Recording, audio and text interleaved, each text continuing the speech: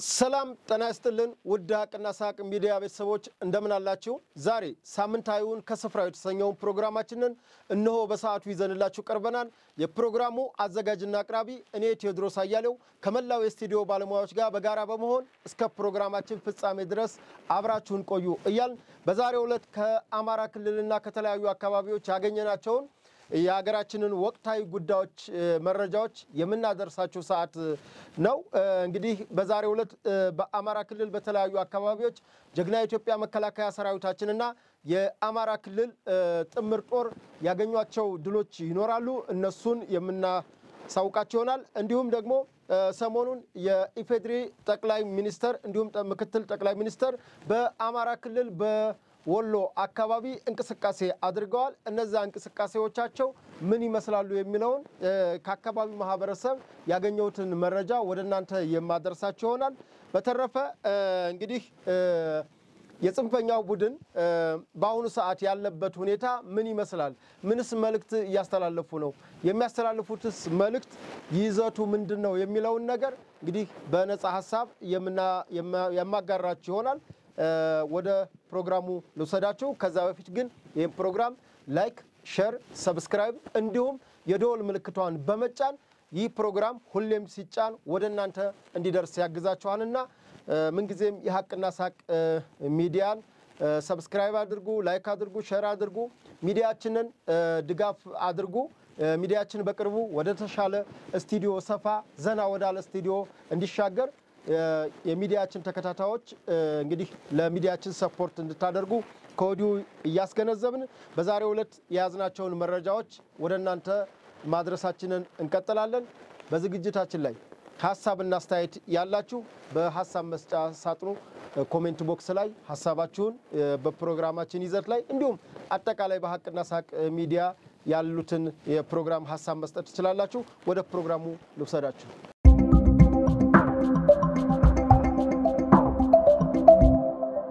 በዛሬው ዕለት ከተለያዩ አካባቢዎች ያገኘዋቸውን የግንባር መረጃዎችን ወደናንተ የማደርሳችሁ ይሆናል። ቅድሚያ የማደርገው በላሊበላ አካባቢ ያለው ነው። እንግዲህ በላስታ ወረዳ በልዩ ቦታው ብልባላ በሚባለው አካባቢ ጀግና የኢትዮጵያ መከላከያ ሰራዊታችን የጽንፈኛው ቡድን በመደምሰስ ከጽንፈኛው ቡድን 4 መኪናዎችን የተረከበ ሲሆን ከ25 በላይ የጦር መሳሪያዎችን መማረክ ችሏል። በአካባቢው የሚንቀሳቀሰው የሰሜን ምስራቅ እዝ 803ኛ ኮር ሲሆን እንግዲህ በስፍራው ከፍተኛ ያው ሳይዋጋ ነው። በነገራችን ላይ ይሄ ጽንፈኛ ቡድን መከላከያ በቦታው ሄደ ሲባል ውጊያ የለም፣ አካባቢውን ለቆ ይሄዳል።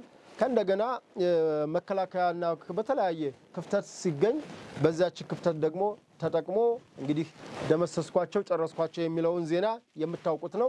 እንግዲህ ከሰሞኑ በተለይ በላስታና በአይና ወረዳዎች በመከላከያችን በጥልቀት ከገጠር ድረስ ገብቶ ነበር።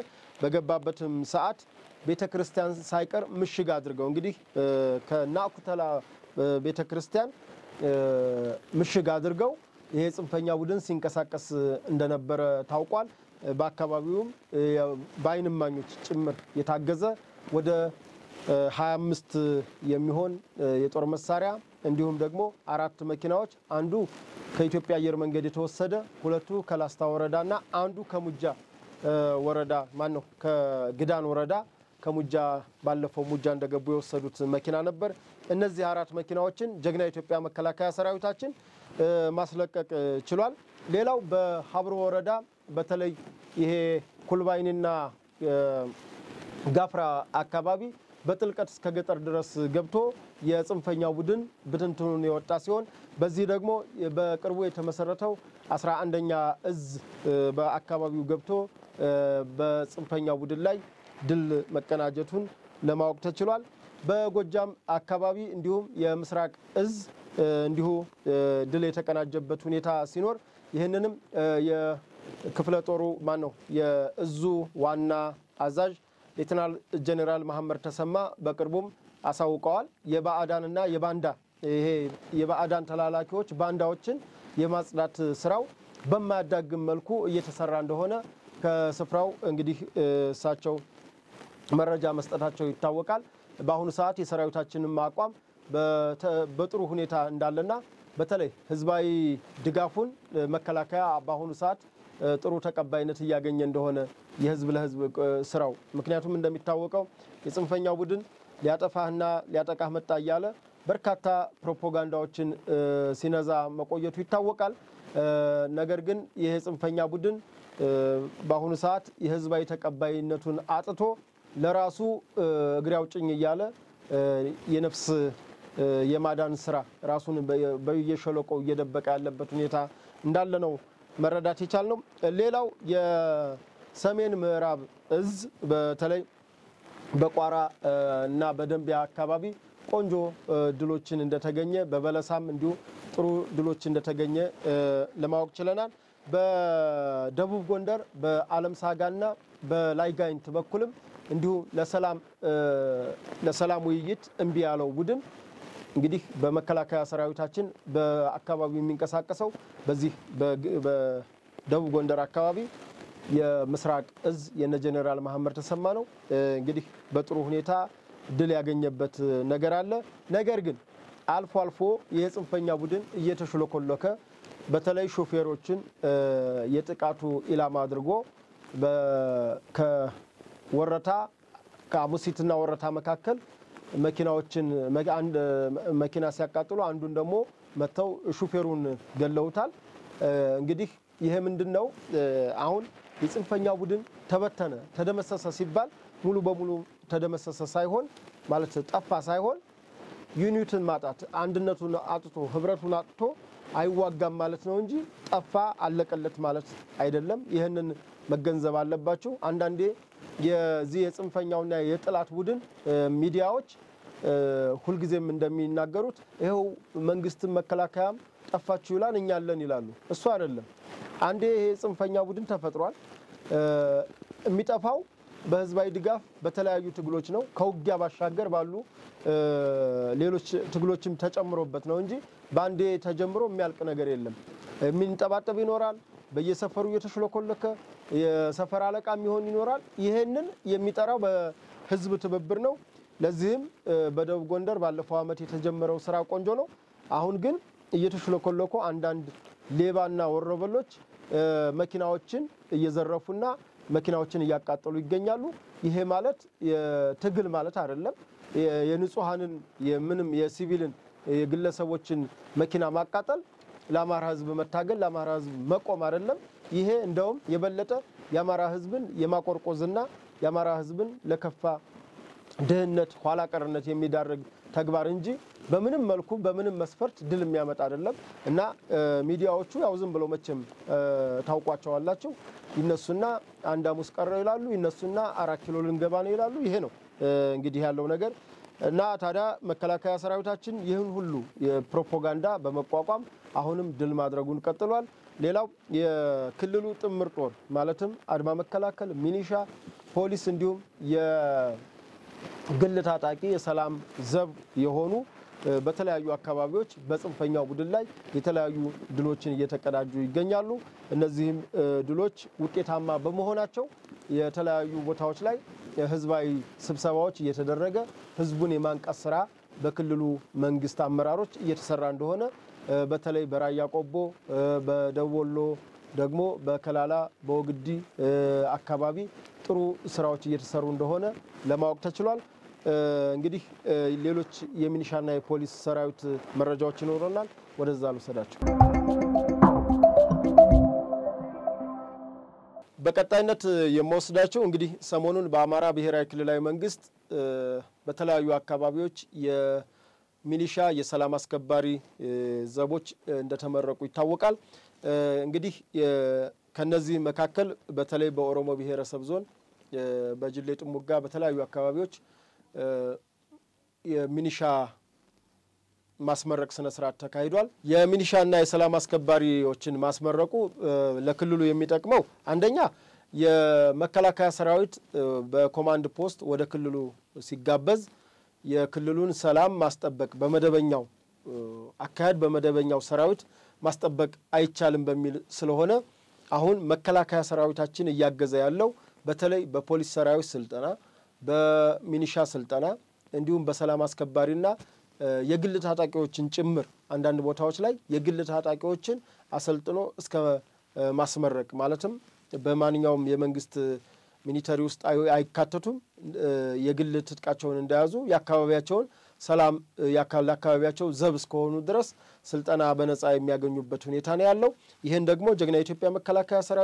ሰራዊታችን እንዲሁም በአንዳንድ ቦታዎች ላይ አድማ መከላከልም ስልጠናም እየሰጠ እንደሆነ ያለ መረጃዎች አሉ ለምሳሌ በራያ ቆቦ በወልዲያ በላስታ እንዲሁም ደግሞ በጎጃም በተለይ በፍኖተ ሰላም በማርቆስ እንዲሁም ደግሞ ባህር ዳር ዙሪያ በአዊ ብሔረሰብ ዞን በእንጅባራና በዳንግላ አካባቢ አዲስ ቅዳም እነዚህ አካባቢዎች ላይ የሚኒሻ ስልጠና በማርቆስ በሰሜን ሸዋ ደግሞ በደብረ ብርሃን በደብረ ሲና ከፍተኛ በሰሜን ሸዋ ከፍተኛ ስልጠናዎች እየተሰጡ እንደሆነ ይታወቃል እንደውም አንዳንድ ቦታዎች ላይ እስከ 3ኛ ዙር አሁን የመጀመሪያ ዙር የደረሱ አሉ አሁን የጅሌ ጥሞጋ አካባቢ የመጀመሪያ ዙር ነው እስከዛሬ ሌሎች አካባቢዎች ሲሰለጥኑ እዚህ አካባቢ ብዙም ስልጠና አልነበረም ነገር ግን የመጀመሪያም ቢሆን ደስ በሚል ሁኔታ በደማቅ ሁኔታ ተመርቀዋል ይሄ የአካባቢውን ሰላም በጣም ለማስጠበቅ የሚያግዛል ምክንያቱም አንዳንድ ይሄ ወሮ በላው ቡድን እንደ ሌባ እየተሽለኮለኮ ስለሆነ ሰፈር ለሰፈር የሚዞረው ይሄንን ሰፈር ለሰፈር ለሚዞር ሌባ የሚኒሻ ስልጠና የፖሊስ ስልጠና በጣም ጠቀሜታ አለው ያካባቢም ደግሞ በትልቁ እንግዲህ በዚህ ጽንፈኛ ቡድን በፋኖ ስም እየተንቀሳቀሱ ካሉት ሌቦች መካከል ራሳቸው ደግሞ ከዛው ከፋኖ ብለው ከተሰባሰቡት አፈንግጠው ህብረተሰቡን ይበዘብዛሉ ይመዘብራሉ ሲያዙ የኛ አይደለም የእንትና ነው የማለት ነገር አለና ዝሮ ዝሮ ህብረተሰቡ በሌቦች መሰቃየት ስለሌለበት ይሄ የሚኒሻ ስልጠና አሁንም ተጠናክሮ መቀጠል አለበት እንግዲህ ለተመራቂዎች እንኳን ደስ አላችሁ ማለት እንፈልጋለን ነገር ግን መታወቅ ያለበት ህግን ለማስከበር ሰላምን ለማጽናት ለህግ የበላይነት ከቆምነ የሚኒሻና የፖሊስ ሰራዊት ስልጠናው መጠናከር አለበት ለዚህም ደግሞ መከላከያ ብቻ ሳይሆን ሌሎች የሚመለከታችሁ አካላት በተለይ ክልሉ የሰላምና ጸጥታው የዚህ የሚኒሻና የሰላም አስከባሪ በጀት እንዳለው ይታወቃል በየአካባቢው ስልጠናዎችን ማበረታታት የአካባቢን ሰላም መጠበቅ ከዛ በላይ ደግሞ ከህብረተሰቡ ጋር የጋራ የተጀመሩ ጅምሮች አሉ የጋራ ውይይት በማድረግ ህብረተሰቡ በዚህ አጥፊ ቡድን በዚህ የባዕዳን ተላላኪ በሆነ የባንዳ ቡድን ላይ ህዝቡ አቋም እንዲይዝ የበለጠ አቋም እንዲይዝ ትምርት መስጠትና የማንቃት ስራ ቢሰራ ሌላው ተቋማዊ የውቅና መስጠቱ አሁንም ጥሩ ነው ባለፈው በክልል የተጀመረው አሁንም እስከ ወረዳ ድረስ እስከ ታች እስከ ቀበሌ ድረስ ወርዶ ጥሩ አፈጻጸም ላላቸው የፖሊስ አመራር የሚኒሻ ማነው የፖሊስ ሰራዊት የሚኒሻ ሰራዊት እንዲሁም ደግሞ የሰላም አስከባሪዎች አጠቃላይ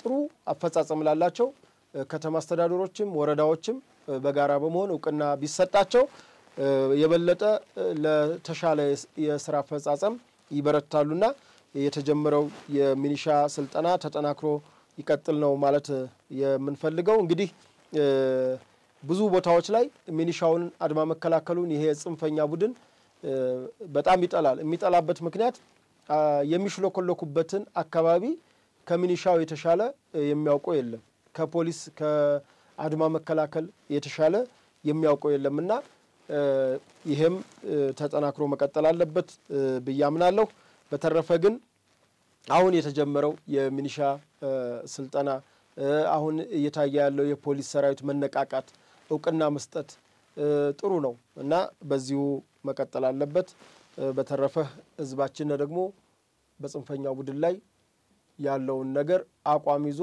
እንግዲህ 3 አመት ታይቷል በ3 አመት ቆይታ ውስጥ አንድም ቀበሌ እንኳን መቆጣጠር የማይችል መያዝ የማይችል አካል ከምንስ ይቆጣጠራልና መያዝ የማይችል አካል ይህንን ቡድን መቼም ተስፋ የሚያደርግ ካለ ከዚህ ቡድን የባሰ ተስፋ የጨለመበት አካል ካልሆነ በስተቀር እውነት ንቃተ ህሊና ያለው ፖለቲካን የሚረዳ አካል በዚህ የጽንፈኛ ቡድን ተማምኖ ነፃ ያወጣኛል ወይም ከሆነ ነገር ያድነኛል ብሎ እንደማይጠብቅ እምነት አለኝ። በተረፈ ግን ለፖሊስ ሰራዊታችን ለሚኒሻዎች አድማ መከላከል ያደረጋችሁ ላለው አስተዋጽኦ ክብር ይገባችኋል ማለት ፈልጋለሁ። ወደ ሌሎች መረጃዎች ልውሰዳችሁ። እንግዲህ ከሰሞኑ በሃይቅና በከሚሴ አካባቢ በከሚሴ እንደምታውቁት የኢፌድሪ ጠቅላይ ሚኒስተር አብይ አህመድ ከከሚሴ ህዝብ ጋር ተገናኝተው ፍቅራቸውን ገልጠዋል። እንደምታስታውሱት በለውጡ ሰሞን የኢትዮጵያ ጠቅላይ ሚኒስተር አብይ አህመድ በተለያዩ የሀገራችን በክልሉ ሲዞሩ ከአማራ ክልል ካሉ ዞኖች በተለይ ከሚሴ አካባቢ አልሄዱም ነበርና ህዝቡም የሚያነሳው ጥያቄ ነበር። በተለይ ጠቅላይ ሚኒስተሩ በሁሉም አካባቢ እየዞሩ ህዝባዊ ውይይት ስለሚያደርጉ መቼም እሳቸው በአንድ ጀንበር የህዝብን ችግር ባይፈቱም የአንድ ሀገር ጠቅላይ ሚኒስተር ግን ታች ካለው ማህበረሰብ ጋር ከተገናኙ አይቀር እንግዲህ ደግሞ እዛ ከሚሴ አካባቢ በርካታ የመልካም ማስተዳደሮችም ጥያቄዎችም የነበሩበት ዞን ነበር። እንግዲህ የእሳቸው መሄድ በተለይ ደግሞ ከኮሪደር ልማቱ ጋር ከተለያየ ማህበራዊ መስተጋብር ጋር የክቡር ጠቅላይ ሚኒስተር በከሚሴ መገኘት ለህዝቡ ታላቅ ደስታ ፈጥሯል። እንግዲህ ስልክ ባስገባም ደስ ባላይ ነበር። እዛ አካባቢ የተሰማቸውን ደስታ በእሳቸውን በማግኘታቸው የተሰማቸውን ደስታ በርካታ ጓደኞቼ ገልጸውልኛል። እዛ በመገኘታቸው ትልቅ መነቃቃት ተፈጥሯል እና ይሄ መነቃቃት ደግሞ ያው እንግዲህ እሳቸው የሄዱበት ሰርታቸው አሰሩ እንስራ እንልማ በጋራ እንደግ እንስፈንጠር ነው ካለንበት ኋላ ቀርነትና ድህነት አሮንቋ ወተን ወደ ተሻለች ኢትዮጵያ ወደ ከፍታ እንጓዝ የሚል መነቃቃቶችን ስለሚፈጥሩ የእሳቸው መሄድ በከሚሴ በኦሮሞ ብሔረሰብ ዞን በጣም ትልቅ መነቃቃትን ፈጥሯል። ጓደኞቼም እንዳሉኝ ያው እንግዲህ ሁሉም በሚዲያ መምጣት ስለማይችሉ ነው አመስግነዋል። ለዚህም ደግሞ ለእሳቸው ምስጋና ይገባቸዋል። በሃይቅ አካባቢ ደግሞ የኢፌድሪ ምክትል ጠቅላይ ሚኒስተር ተመስገን ጥሩነህ እንዲሁም የማህበራዊ አማካሪ ዲያቆን ዳንኤል ክብረት የጠቅላይ ሚኒስተሩ ማለት ነው እንዲሁም ደግሞ ሌሎች ከፍተኛ አመራሮች በሃይቅ ከተማ መገኘታቸው ይታወቃል። በሃይቅ የተገኙበት ምክንያት የታዋቂው ባለሀብት በላይነህ ክንዴ ያሰሩት ትምህርት ቤት ነው። ደረጃውን የጠበቀ ትምህርት ቤት አስገንብተዋል። እውነት ለመናገር ለከላይብረሪ ሁሉን ነገር የተሟላለት ትምህርት ቤት ነው። ህዝቡም ተገንቶ አመስግኗል። መላ ለሃይቅ ይሄ ትልቅ ሽልማት ነው። እውነት ይሄ አይነት አካሄድ ሌሎችን ባለሀብቶችን የሚያነቃቃ አንቂ ደወል ነው የሚያነቃቃ ነው። በተለይ በአሁኑ ሰዓት በአማራ ክልል ላይ የትምህርት ሁኔታ በዚህ ልክ እየተረበሸ ባለበት ሁኔታ እንዲህ አይነት ትምህርት ቤቶች ተገንብተው ለተማሪዎች መቅረባቸው ለመምህራኖች እንዲያስተምሩ መሰጠታቸው ትልቅ ለነገ አገር ተረካቢ ትውልድን ያፈራልና ይሄ የሚያበረታታ ነው። በላይነህ ክንዴንም እጅግ አድርገን እናመሰግናለን። ምክንያቱም እንግዲህ ትምህርት ለአንድ ሀገር መሰረት ነው። ደግሞ እንደ አማራ ክልል በ3 አመቱ ግጭት እንግዲህ 3ኛ አመቱ እየመጣ ስለሆነ በዚህ ውስጥ ያው ትልቅ ችግር የተፈጠረው በትምህርት ቤቶች ስለሆነ የሳቸው ወደ እዛ ሄዶ ይሄን ትምህርት ቤት ማስገንባት ለሌሎቹ ባለሀብቶች ምን እየሰራሁ ነው እኔስ ለማህበረሰብ ምን እያረኩ ነው ብለው እንደ ሀገር እንዲያስቡ ያደርጋልና የግድ አማራ ክልል ብቻ መሆን የለበትም። በተለያዩ አካባቢዎች ኋላ ቀርነት አለ፣ ወደ ትምህርት የመቅረት አለ እና ለሌሎችም ባለሀብቶች የሚያነቃቃ ነው። እንግዲህ አንድ ባለሀብት ካገኘው ሀብት ላይ ማህበራዊ ኃላፊነቱን በዚህ ልክ ሲወጣ እጅግ በጣም ያኮራል፣ እንደ ሀገርም ደስ ይላል እና ሌሎችም ከዚህ በፊት ነሻለቃ ኃይለ ገብረስላሴ በሰቆጣ አካባቢ ያሰሩት ትምህርት ቤት እንደነበረ ይታወቃል። እንግዲህ አቶ በላይነህ ክንዴን እጅግ አድርገን እናመሰግናለን። ሌላው በደሴ አካባቢ የአንድ መሰብ አገልግሎት በዚሁ ሳምንት ተጀምሯል። ይሄ አንድ መሰብ አገልግሎት አንድ ማዕከል ነው። እንግዲህ ለተገልጋዮች እጅግ በጣም ጠቃሚታ አለው። ምክንያቱም አንድ ተገልጋይ ለምሳሌ አሁን ፓስፖርትን ብንወስድ በጣም ብዙ ሂደቶችን የተለያዩ ተቋሞች ላይ ያደርግ ነበር። በአሁኑ ሰዓት ግን በጣም ባጭር ሰዓት ግልጸኝነት ባለው ሁኔታ በመሰብ አገልግሎት ተጠቃሚ ይሆናል እና ይሄ በጣም ለማህበረሰቡ ለመልካም ማስተዳደር ጥያቄ ላለበት ማህበረሰብ እጅግ ወሳኝ ተግባር ነው። ይሄ ተግባር ተጠናክሮ ይቀጥል ነው የምንለው። ምክንያቱም በአማራ ክልል 8 ሪጂኦፖሊታን ከተሞች አሉ። ቢያንስ ሪጂኦፖሊታን ከተሞቹ የመሰብ አገልግሎት ተጠቃሚ ከሆኑ ሌሎቹ በተዋረድ የሚቀጥል ይሆናል ማለት ነውና ለዚህ እንግዲህ ከፌደራል ጀምሮ በክቡር ጠቅላይ ሚኒስትር አብይ አህመድ አስጀማሪነት የተጀመረ ነው የመሰብ አገልግሎት። እንግዲህ በደሴዎች እንኳን ደስ አላችሁ ማለት እንወዳለን።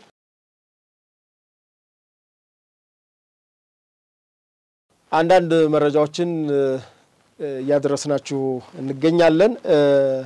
ከነዚህ መካከል ግን አፋር ክልል ሳንነካ ብናልፍ በተለይ የ10ኛውን የከተሞች ፎረምን የአፋር ዋና ከተማ የሆነችው ሰመራና ሎጊያ በማዘጋጀት ላይ ይገኛሉ።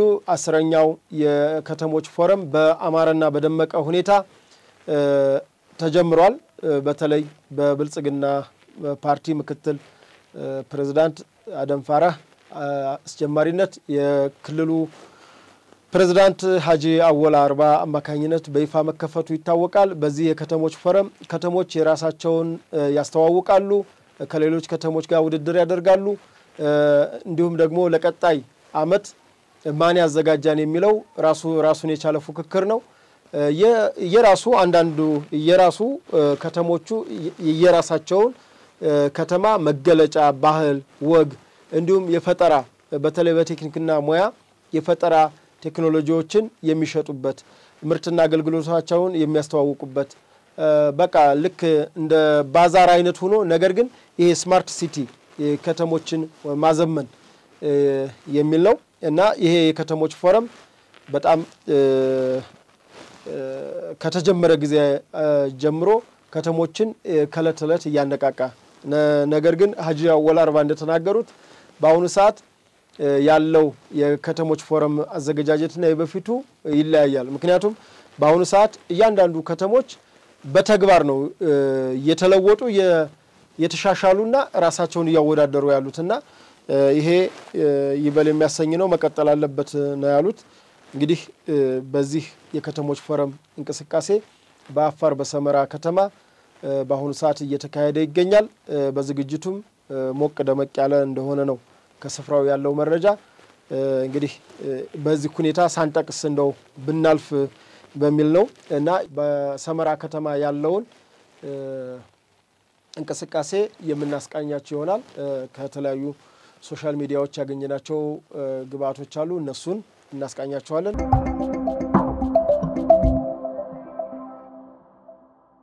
ሰሞኑን የጽንፈኛው ቡድን በተለይ ዘመነ ካሴ ከየት እንዳላናቅም ካለበት ቦታ ሆኖ ግን አንድ መግለጫ ሰጥቷል። እሱን መግለጫ እንዲሁም ደግሞ ባለፈው የቀድሞው ጄኔራል ተፈራ ማሞ የከሰም ክፍለ ጦር ኮር መሰረትኩ ብሎ ስለ መከላከያ ሰራዊታችን አጠቃላይ ስለ ኢትዮጵያም እንዲሁም ደግሞ የሻቢያ ወክልናቸውን በግልጽ በሚያሳይ ሁኔታ ተናግረዋል። ሌሎችም አሉ ለመግለጫ አይታከታቸውም። እንግዲህ 3 አመት ሙሉ መጣን እንዳሉ ነው። ወዴት እንደሚመጡ ማናቅም ወይ መንገድ ተሳስተውም እንደሆነ ዝሮ የነዚህ ሰዎች ያላቸውን ሐሳብ ስናይ አሁን ከትጥቅ ትግል ወደ ቀለም አብዮት የማዘንበል ነገር ይታያል። በመጀመሪያ ወደ ቀለም አብዮት ለማዘንበል ምን አይነት ፖለቲካል ሲስተም ነው ያለው ብሎ መገምገም ራስን መፈተሽ ያስፈልጋል። ምን አይነት አደረጃጀት ፈጥር ያለው የሚለውን እሱንም ማየት ያስፈልጋል። ከእንደገናስ ደግሞ ምን ተአማኒነት አለኝ እስከዛሬ ድረስ ሳደርገው የነበረው በሙሉ ምን ታማኝ አመኔታ አለኝ ወይ በህዝቡ አሁን ህዝብን ውጣ እንዲያደርግ እንዲኮን ስለው ያደርጋሉ የሚለው ነገር እሱን ራስን መፈተሽ ተገቢ ነው እንግዲህ ከሻቢያም ከወያኔም የተሰጣችሁ ተልኮ ግልጽ ነው ይሄ ምንም የሚደባበቅ ነገር አይደለም ነገር ግን ያንን ተልኮ የሻቢያና የወያኔን ተልኮ ከማስፈጸም የዘለለ እናንተ እንታገልለታለን ለምትሉት ለአማራ ክልል ህዝብ የሚፈጥርለት የሚፈይደውን ፋይዳ ብታስረዱ መልካም ነበር ነገር ግን ለላኪዎቻችሁ ምንም ነገር ብታደርጉ የናንተ ድርጊት ያንዳንዱ ለላኪዎቻችሁ ሊጠቅም ይችላል ከዛ በዘለለ ግን ለራሳችሁም ሆነ ታገልለታለው ለምትሉት ህዝብ አንድም ውጤት የሚያመጣ ነገር የለም የተለያዩ ተቃውሞ ሰልፎችን በተለይ ባለፈው አቶ ልደቱን ጨምሮ በ45 ቀን መንግስትን መጣል የሚል ቅዠት የሚመስል ንግግሮች ሰምተናል ነገር ግን እውነት በአሁኑ ሰዓት የጽንፈኛውን ቡድን አምኖ ተማምኖ እናንተን ተከትሎ የቀለም አብዮት ራሱን ለጥይት የሚሰጥ ራሱን ለህይወቱን አደጋ እናንተ ተደብቃችሁ ካላችሁበት ቦታ ሆናችሁ ህዝብ እናንተን ነፃ ሊያወጣ ማለት ነው አሁን ጥሪያችሁ እኛ ነፃ አውጡነ ነው አሁን ግልጽ ስታደርጉት በጫካ የገባነው ነፃ ልናወጣ ነበር ነው አሁን ደግሞ እኛ በጫካ የገባን ሰዎች ትግሉ ስላልሆነልን ነፃ አውጡን የሚል ትርጉም ነው ያለው እና እናንተን ሙቶ የሚያድናችሁ ህዝብ የለም ራብ ገደለህ ችግር ገደለህ ኑሮ ውድነት ገደለህ ተላላችሁ እንደገና ደግሞ ሌላ የሚያልቅበት ህዝቡ ሌላ የሚያልቅበት መንገር ነው እየፈጠራችሁለት ያላችሁትና ለማንኛውም ይሄንን ተልኳችሁን አምኖ እናንተን ተቀብሎ እናንተንም ሆነ እናንተንም ነፃ ያወጣም የምትሉትንም ነገር የሚቀበላችሁ ያለ ሰው ያለ አይመስለኝም እንግዲህ ቢኖርም እንግዲህ ወይ እናንተ ጋር አንድ አይነት ተባባሪ ሆኖ የእናንተ ጓደኛ ካልሆነ በስተቀር ከተማም ይሁን ገጠር ያለ ማህበረሰብ ምን ያክል እናንተ እንዳሰቃያችሁት ምን ያክል እንደበዘበዛችሁ ስለሚያቅ እናንተን አምኖ የእናንተን ጥሪ ተቀብሎ ወደ እዚህ አይነት መንገድ ወደ ተሳሳተ መንገድ ይገባል በያላምንም እና ራሳችሁን ቆም ብላችሁ ብትፈትሹና ብታው ፖለቲካውን ብትረዱት መልካም ነው ከዛ በተረፈ ግን ጫካ የገባነው ነፃ ልናወጣህ ነው በ3 ቀን በሳምንት ያባታችን ቤተ መንግስት 4 ኪሎ ያላችሁ ብዙ ዲስኩርስ ደሰኩሩ ነበር እናንተ ግን እንኳን 4 ኪሎ በ3 አመታችሁም ካላችሁበትም አካባቢ መውጣት አልችል ብላችሁ ጭራሽ ዛሬ ደግሞ በሰላም የሚኖረውን ህዝብ ወጣና ሙትልኝ ይያላችሁት ነውና ይሄንን ደግሞ ህዝቡ አምኖ ተቀብሎ እናንተን የሚከፍለው ዋጋ የለም እዛው በሚዲያችሁ መንጫጫት ትችላላችሁ ነፃ መብታችሁ ነው እዛው ጫካችሁ ሆናችሁ የፈለጋችሁትን ማለት ትችላላችሁ ነገር ግን እኔ የሚያሳዝነኝ በሰላም ተጠርታችሁ ኑንወያይ እየተባላችሁ ኑንነጋገር እየተባላችሁ ሌላ ምን ፍላጎት እንዳላችሁ ሁሉ አይገባኝም አይገባን ነው እንዳጠቃላይ እና ይሄንን እንደው ራሳችሁን ብትፈትሹ ያላችሁበትን ትግል እኮ ምንም ችግር የለውም ማያዋጣ ከሆነ አያዋጣም ብሎ እኮ መቀመጥ ይቻላል ነገር ግን ገና ሰው አላለቀም ገና ሰው የፈለግነውን ያክል ሰው አላለቀም ብላችሁ ሻቢያና ወያኔን ተልኮ ይዛችሁ በዚህ ልክ በገዛ ህዝባችሁ ላይ መጨከን ተገቢም አይደለም ትላንትና ማዳበሪያ እየነጠቃችሁ የወላድ የምትሄድበትን አምቡላንስ እየነጠቃችሁ ትምርት ቤት እየዘጋችሁ ትውልድ እየገደላችሁ 1 2 3 ትውልድ ነው የገደላችሁት ትምርት በማስቀረታችሁ ብዙሃን ተጎርተዋል ብዙ ወጣቶች ወደ ከተማ ተሰደዋል ወደ አረብ ሀገር እንዲሄዱ ወደ ተለያዩ ቦታዎች በበረሃ እንዲሞቱ አድርጋቸዋል ለዚህ ተጠያቂ ናቸው እና ይሄ እንኳን አልሰማችሁ ብሎ ደግሞ አሁን ሌላ ሞት እየጠራችሁለት ነውና ስንሰው ሲሞት እንደሆነ የሚበቃችሁ ማይገባኝም በቃ ትግላት ታውቁም ታግላችሁም አታውቁም በዘፈቀደ ገብታችኋል መስሏችሁ ገብታችኋል ተደናግራችኋል አደናግራችኋል አሁን ደግሞ ተሸንፋችኋል ከተሸነፋችሁ ደግሞ ይበቃችኋል ከዛ ውጭ ግን ዝም ብላችሁ እናንተ ለማያዋጣ ነገር በየቀኑ የትግል ጥሪ ያላችሁ መግለጫ ማውጣቱ ምንም ፋይዳ የለውም ለስንቱ ነው እንደው አዘን ብላችሁ ራሱ የሐዘን መግለጫ ያወጣችሁት ለስንቱ እገሌ እንዲህ ነበር ነፍስህን ይማር መሬቱ ይቅለልህ ጀግና ነበር ጎፈንድሚ ዘመቻ ገሌ አይታክታችሁ ይሄ ሁሉ እኮ የሆነው በእናንተ ጥፋት ነው እናንተ በሞቱት ተለምናላችሁ ያሉትን ትጠራላችሁ ለሞት ትጋብዛላችሁ ያሉት በአገራቸው ተስፋ እንዳይኖራቸው ታረጋላችሁና አሁንም የእናንተን ትግል ሰምቶ ወደ ጫካም የሚገባ ከተማም ገብቶ ግርግር የሚፈጥር የለም ምክንያቱም ህግና ስርዓት የሚያስጠብቅ ጠንካራ መንግስት አለ ለዚህ ደግሞ ህገ መንግስታዊ ስርዓቱን የመጠበቅ ሞራል የሆነ ህገ መንግስታዊ ግዴታ ስላለበት ህግ ያስከብራል እንደ አይነት እንቅስቃሴ ባታደርጉ መልካም ነው አይጠቅምም ለማንንም አይጠቅምም ታግለን እኮ አይተናል እንደ አይነት ትግልን ያይቻላልም እጅግሬ የሌለው ራሱ አታግላለው የሚለው አካል ሳይገባው ስለሚጠራው ጥሪ አይገባው ጫካ ስለገባበት ነገር አይገባው ብቻ ሁሌ የሞት ጥሪ ነው የሞት ድግስ ነው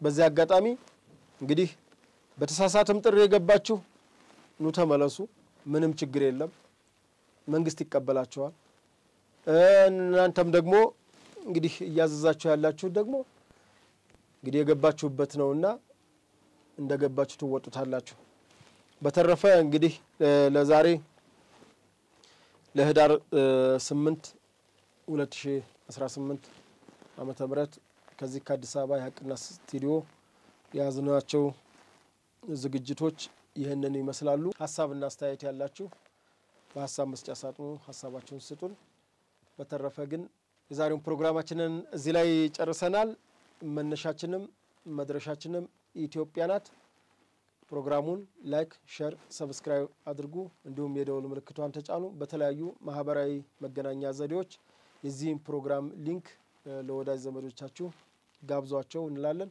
የዛሬውን ፕሮግራማችንን እዚህ ላይ ጨርሰናል አመሰግናለሁ